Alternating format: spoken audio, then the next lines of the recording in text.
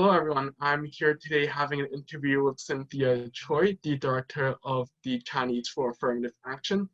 Thank you so much for taking your time and participating in this interview, Cynthia. Thank you so much for having me, Joe. Our pleasure. Well, Cynthia, can you begin by speaking a little bit about your personal and career history? Sure. Let's see. Well, I have, for my entire life, been working in the nonprofit sector, in community-based organizations, and working on a range of issues from immigrant rights, reproductive justice, trying to address gender-based violence, and of course, really looking at addressing ways in which our communities are being criminalized and are being harmed. And that's really been what I would think my life's work, and I'm still doing it. Mm-hmm. Nice. Well, definitely many important topics that you've touched on throughout your career, and we appreciate the advocacy that you have been doing on behalf of our community.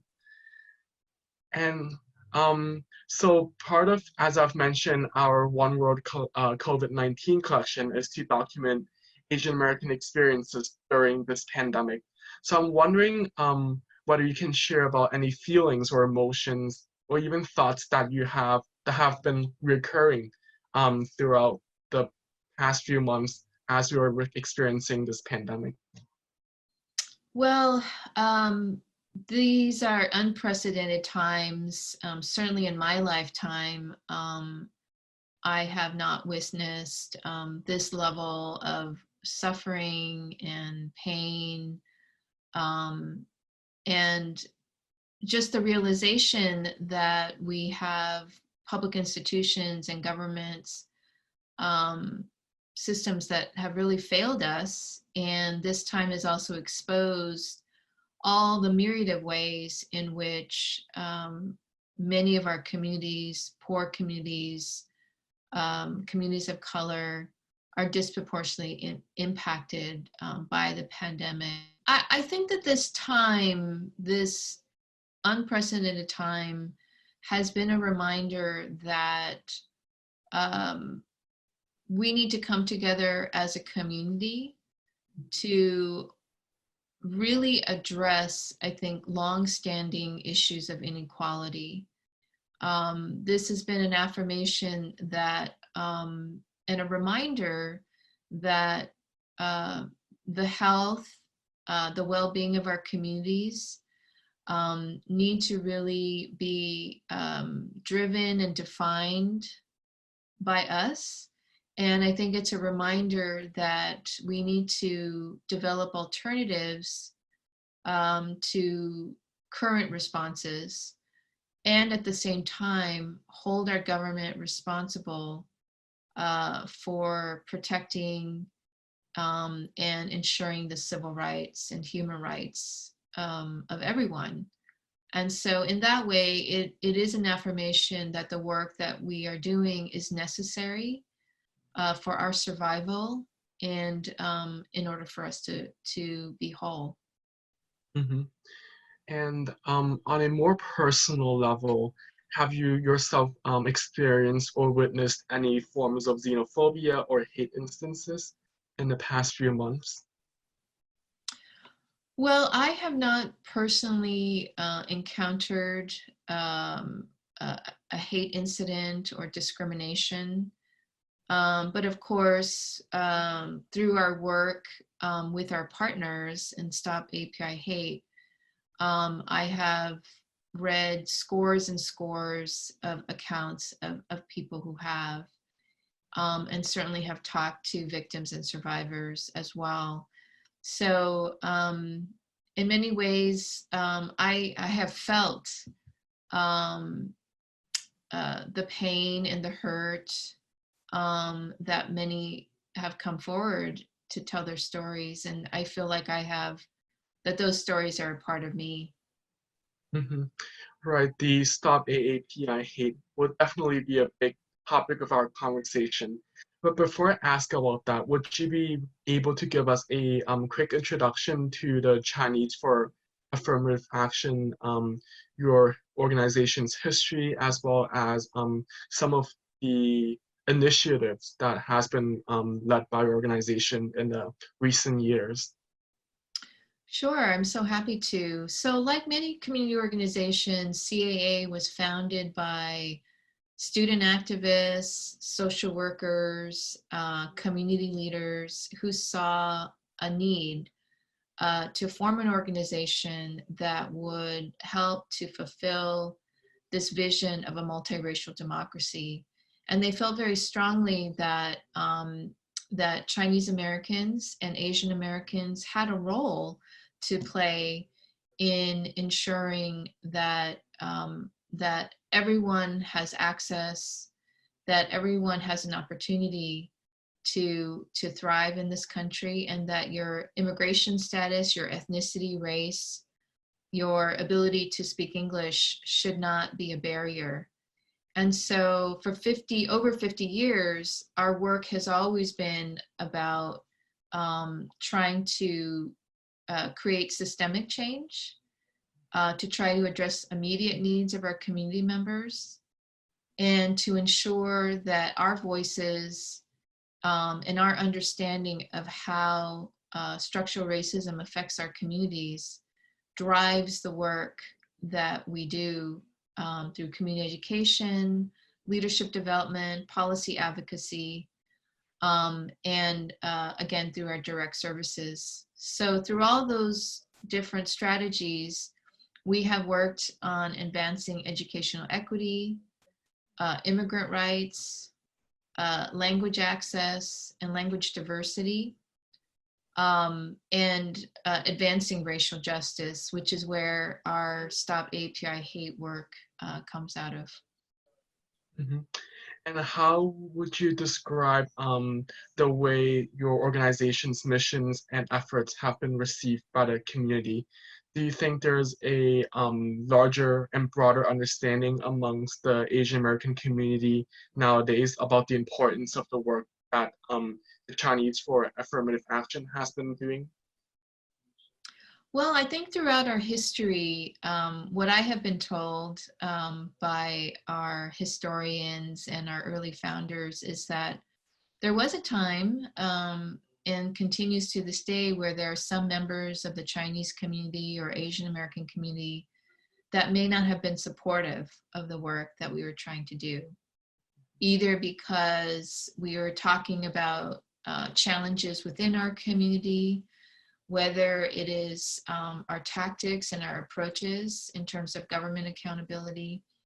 And we have received, some critique and criticism on those levels.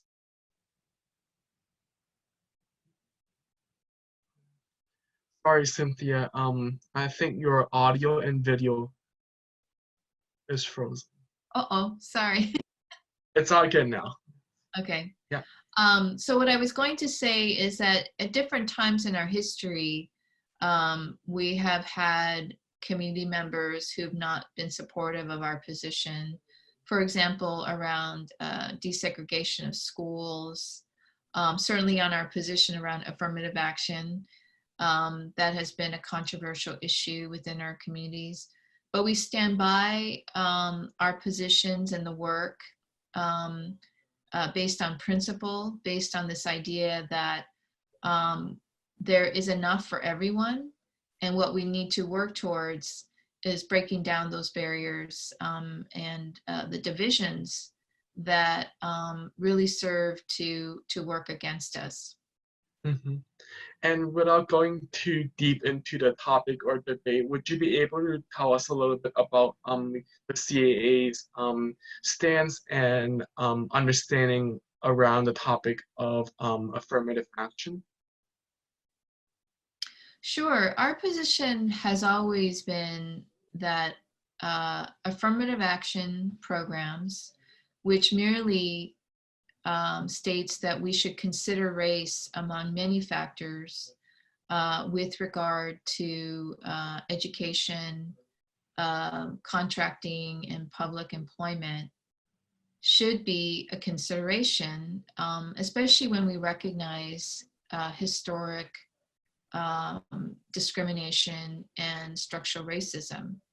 That all we're merely saying is that we need to put in place that affirmatively addresses those disparities.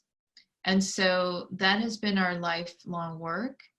And today, we've launched a campaign that really, in California, that will overturn a ban on affirmative action and will allow voters to decide whether or not race and gender should be considered when it comes to resources around education, contracting, and public employment. And in the wake of George Floyd, in the wake of conversations that we're having as a society, we believe that California voters will vote for, will take the position that we need to create opportunities for everybody. Mm-hmm. Thanks for the important activism that you have been engaged in, Cynthia. And shifting topics a little bit, how I originally learned about your organization was through the Stop AAPI Hate campaign. And I wonder if you can speak a little bit about how your organization first got involved with this effort and what motivated your participation. Right. Well, we were monitoring the situation very closely when the outbreak was reported in the news, obviously for humanitarian reasons, and also because we knew that there could be a potential backlash against Chinese and Asian Americans here in the United States. So we partnered with the Asian Pacific Policy and Planning Council and the Asian American Studies Department with Russell Jung to establish Stop API Hate. We know that historically, Asian and Asian immigrants have been scapegoated, whether it's for public health crises or economic crises, and because we are aware of the current deterioration of US-China relations, that this would have a very, very deleterious impact on our communities. So we launched Stop API Hate on March 19th. And we actually didn't know if anybody would report incidents to us. I mean, who were we, right? But we do all collectively, we have a strong reputation in the community and a high level of trust. And to this date, you know, we have over 2,500 incidents of hate that have been reported to us, firsthand accounts, and they're coming from all over the country. And the highest number of reports are actually coming from California and the state of New York. So we know that it's pervasive. We know that it's widespread. And we know that it's tied to the pre-existing US-China relations, the insistence by President Trump and senior officials to deflect blame of the pandemic onto China. And that conflation has really made us targets and has endangered the lives of Asians and Asian Americans. Mm-hmm. Yeah, so we've actually had the pleasure of speaking with Professor Zhang, the chair of the Asian American Study Department at the San Francisco State University. And from his side, we're able to learn that he was in charge of the analytical aspect, gathering the reports and kind of summarizing them into graphs and tables. I wonder if you can explain a little bit about what specific expertise the CAA is bringing to this project. in what unique ways have you guys been contributing? Well, our role has always been to really influence the narrative, which is really important, how these issues are being framed and understood within the Chinese and Asian American community, but also the public at large.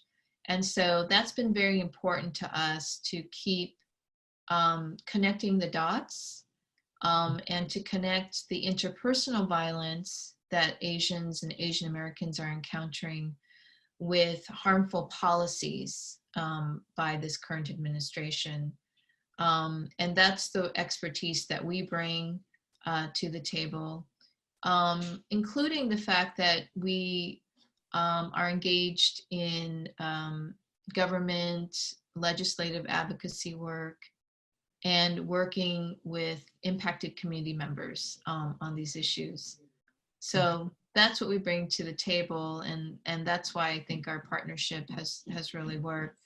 Our other partner, Asian Pacific Policy and Planning Council, has extensive experience as well. They're made up of a 40-member coalition comprised of community-based organizations in LA County. And so that's been an important partnership and to this initiative as well. Mm-hmm.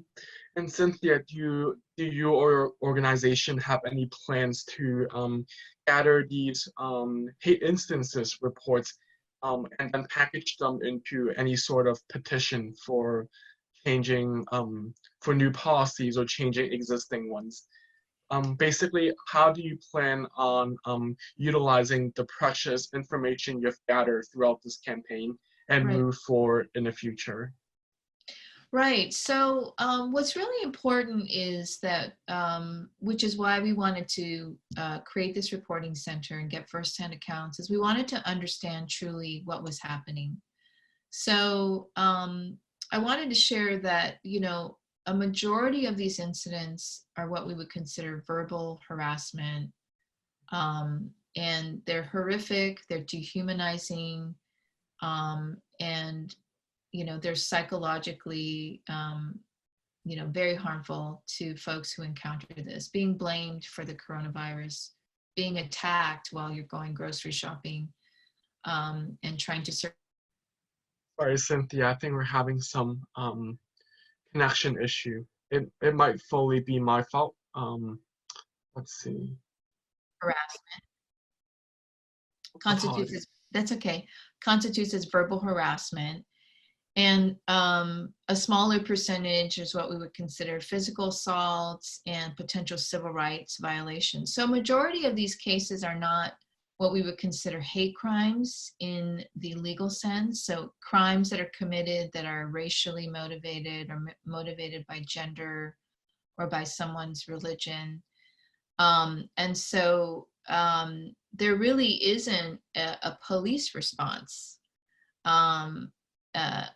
You know, and so what we have to do is we have to think about, well, what are appropriate responses based on where it's happening. So if it's happening in the schools or in neighborhoods or in the same apartment building, is this a dispute with your neighbor or some random person that's, you know, jogging in the park and they attack you? So what we are trying to do is to look at multiple levels. So there obviously should be a government response. If somebody has experienced workplace discrimination, they actually have protections, legal protections that, especially in places like California and other parts of the country, you know, these are protections that everyone is afforded. And for situations where there's bullying in the schools, schools should have in place programs that are both preventative, but also deal with incidents that are more restorative versus punitive. Because if you want to look at the underlying causes of discrimination against Asian Americans, we have to look at education, we have to look at accountability, and we also have to look at all the multiple ways in which anti-Asian racism is being reinforced, including condemning the President of the United States and any other elected official that's using this pandemic or exploiting this pandemic to score political points.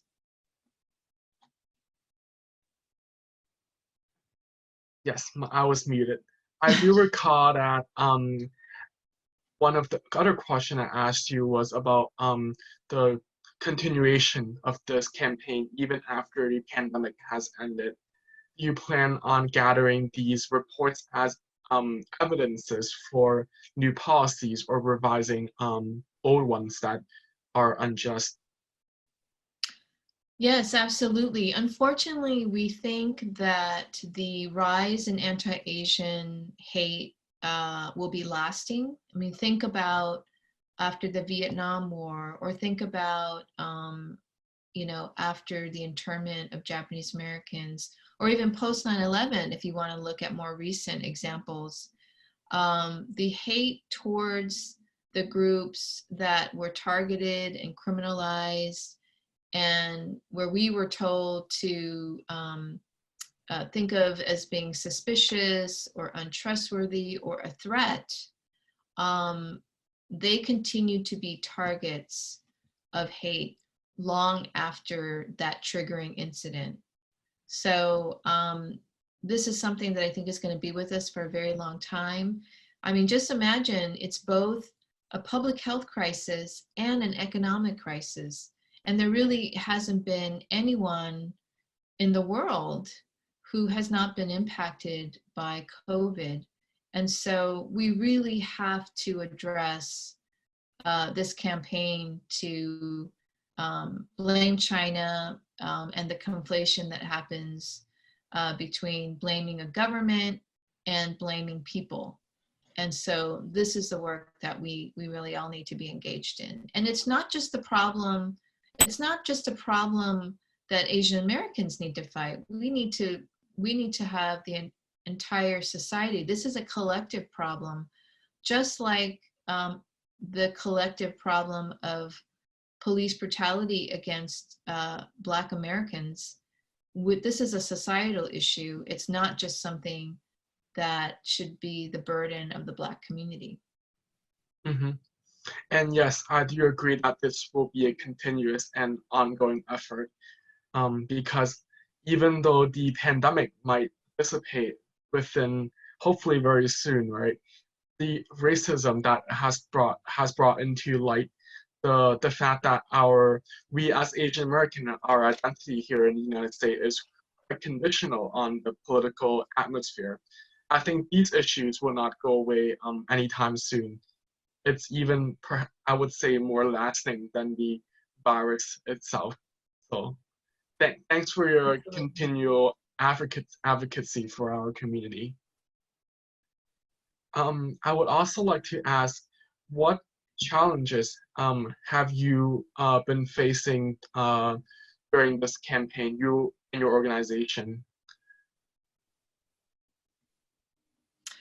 Well, what's been challenging is that we are, in a pandemic.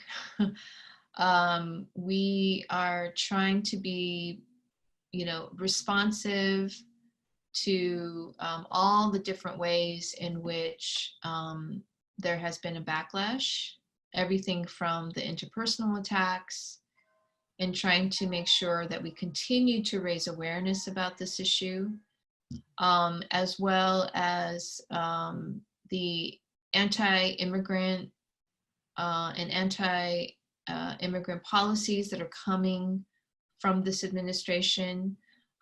Even prior to the pandemic, immigrants, this has been a very hostile environment for immigrants.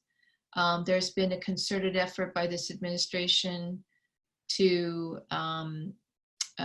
create undue hardship on immigrants, whether it's DACA, whether it's public charge, whether it's restrictions on who can come to this country and efforts to end family-based immigration and the restrictions on Chinese students.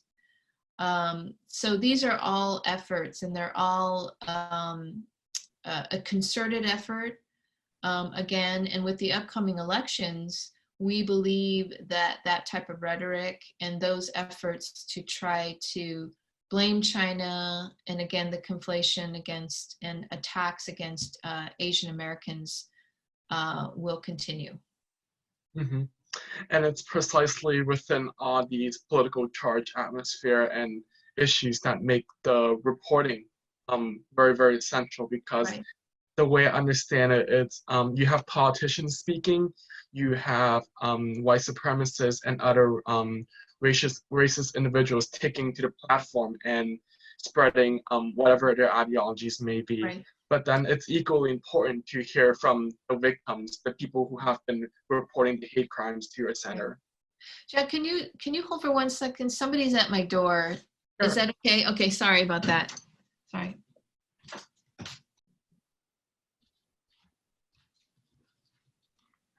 Okay, sorry about that. I No apologize. worries.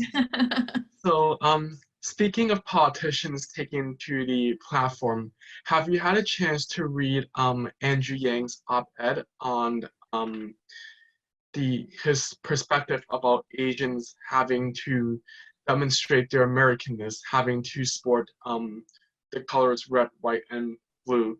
Do you have any personal reflections on his stance? Any agreements or disagreements? Oh yes, I have had a chance to read it. It got quite a response. Well, I would say that I want to be generous and say that I understand why why he would come out with the op-ed, and that certainly is his perspective, that yes, this is a time where all of us can do our part during this pandemic.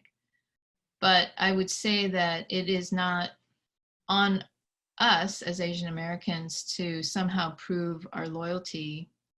In fact, the reality is that Asian Americans have been excluded, had been discriminated against.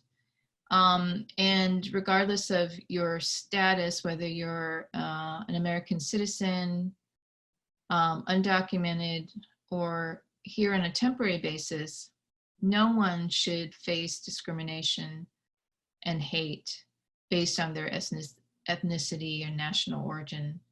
And so, in fact, I wish that he would have recognized that Asian Americans have made our country stronger and has fought for the civil rights to the benefit of all Americans. And so it was disappointing for me personally to have somebody who has such a huge platform, somebody who is running for the President of the United States, to take that perspective, because to me, that suggests that we somehow have to prove that we belong, that we're worthy, and that it's upon us versus a societal recognition that everyone deserves to be treated with dignity and respect. Mm-hmm. Yes, definitely agree. I think the key word here is recognition. So what Andrew Yang proposed, I believe, would be recognition of Americanness, where else the work that many other Asian American organizations, such as the CAA, is recognition of our unique identity, not necessarily proving ourselves as having this Americanness, but rather proving ourselves as Asian Americans, as people deserving to be respected, and just as hardworking people in general trying to make a living in the United States. So different forms of recognition, Right. and I definitely see your standpoint as well. Right. And I want to add that's always been foisted on us, right? Be the good immigrant, be the good, Asian American. And I think that good versus bad, deserving versus, undeserving, these are all aspects of what we have been, these are labels that have been again foisted on us. And I think that if anything, this pandemic has reminded us of our conditional status, right? On the one hand, we are the model minority, on the other hand, we are the yellow peril, we're the threat, we're taking resources, we're taking spots in colleges, elite colleges, we are overtaking the universities. These are all things that have been used against us, as well as to deny that structural racism exists, pointing to Asian Americans as they are successful, they have been able to pull themselves up by the bootstrap, to somehow suggest that if we're able to overcome all of these obstacles, there is no structural racism. And we have to know as Asian Americans that this has been intentional and used to divide us. And I think that it's time for us to recognize that we're fighting the same system of white supremacy and oppression, but also recognize that we are impacted differently. What Black Americans encounter is very different from what Asians and Asian Americans encounter. I, for one, don't have to fear when I see police that I am going to be handcuffed and have, a police officer use excessive force. And that's just not the reality for Black people, and especially for Black men and Black Mm-hmm. transgendered people, for example. Mm-hmm. In fact, has the Chinese for Affirmative Action organization been leading any initiatives or efforts surrounding the intersections between Asian American communities and Black communities, as well as the potential allyships? Yeah, so our work was very much inspired by the Black Power movement, Mm-hmm. organizing, protests, that's in our DNA as an organization. And again, it was inspired by the Black Power protest movement. And also, there are parts of the ways that we do our work that's also different and specific to working in the Asian community and in the immigrant community. And so our work has always been in coalition, whether it's fighting for more language access together with Black immigrants and people from the Arab, Muslim, Middle Eastern countries, working with the Latinx community. This is all work that, again, we have historically done in solidarity with other communities of color. And as I mentioned before, we're involved in a campaign working with the Black community and other communities that would benefit from more affirmative approaches to education and economic opportunities. And so this has very much been our fight and our struggle. And we've never been successful, and we've never accomplished anything without doing that with others. Specifically around addressing anti-Asian violence, we feel very strongly that that work has to be rooted in dismantling anti-Black racism. And so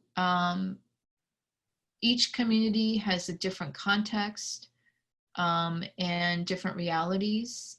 Here in San Francisco, we're working with other community partners around the issue of violence that has affected the Chinese immigrant community in particular, and wanting to do this work with Black community leaders to ensure that we don't contribute towards criminalization and mass incarceration, that we actually address the root causes of violence, such as poverty, such as the lack of opportunity, as well as ensuring that we also support survivors and victims of crime. And so all of these things are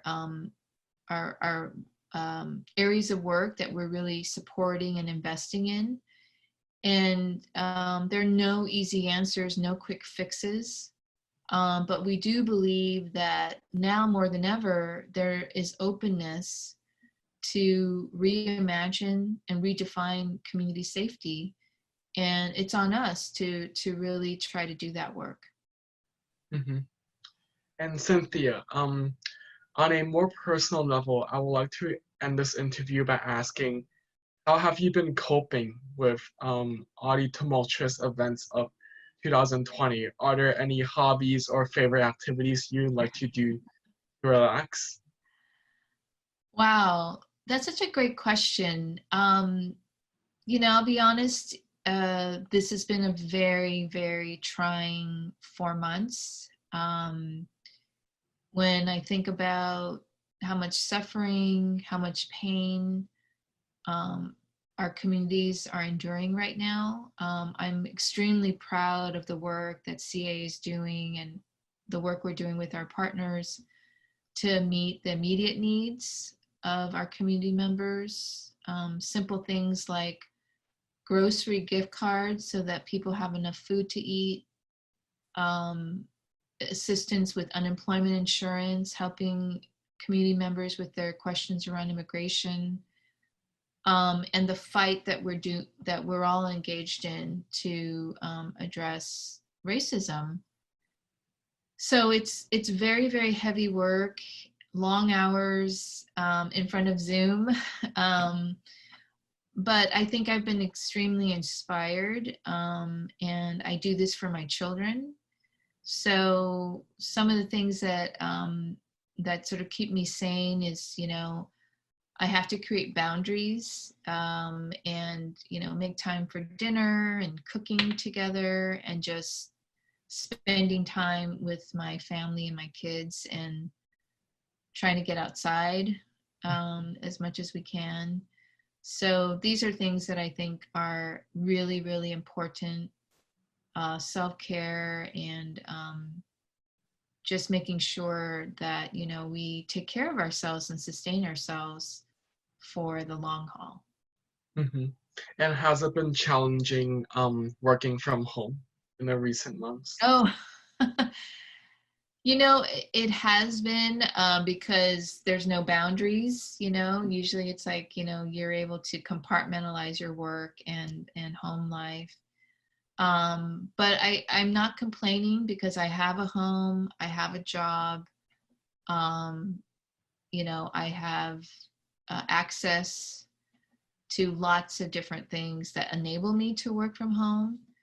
But school starts in a couple weeks for my kids, and that's always a difficult time. I'm glad that schools are not reopening here, but distance learning is difficult. But this is what we have to do. Yeah. Yeah. Well, thank you so much, Cynthia, for your time and participation. It's great that even with the COVID-19 and the virtual work format, you've always been so committed to the cause of advocacy. And I love how you said that you're doing this for your kids as well, because it's not only work that impacts what we're currently living through right now, right? Despite how hard it is, but also those of the future generations. So really Yeah. appreciate your effort. Thank you so And much, John. I'm sorry for all the technical difficulties that we no had. worries. It's part of recording history, right? Because remote working, remote interview, it's all gonna go in the record because when people look back at this moment, even documenting oral history have presented all these technical issues. So it's All all right. part of the experience. And Cynthia, because we are a museum, we would really appreciate it if you can send any artifacts, whether it be as little as a photo or um, any object that can really kind of represent the effort and advocacy your organization has been doing throughout the COVID-19. So if you can find Okay. any of those. So you want photos and physical objects? Um, Photos would be wonderful. Physical objects even better as well. But just anything that you think can document the COVID-19 moment and how it relates to your organization. Right. So face masks. Okay. Okay. Right.